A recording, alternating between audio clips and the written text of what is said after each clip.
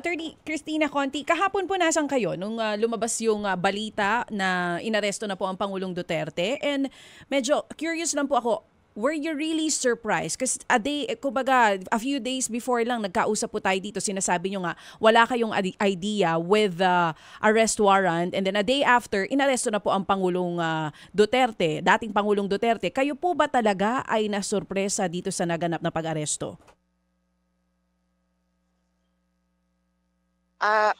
Hindi ko masabing na sorpresa kasi alam namin na may warrant. Pero yung mismong issuance na ganitong araw, hindi din kami officially pinaabutan ng ICC. Kasi sabi nga nila, bakit? Anong rule yun sa arrest? Sabi nga, okay, oo nga.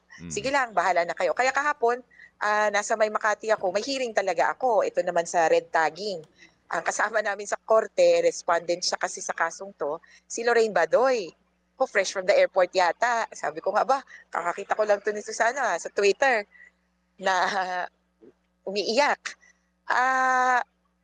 No, we went on as usual at nung gabi ay nakipagkita kami sa mga biktima at nag-ayos nga kami ng game plan.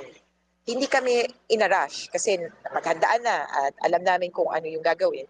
At sa totoo ito alam namin na hindi ka agad-agad magsisimula ang trial. Na tipong Monday, Monday ba may kailangan ng lumipad? Hindi pa. Marami pang prosesong pagdadaanan at may karapatan si Presidente Duterte na i-avail ang lahat ng remedies.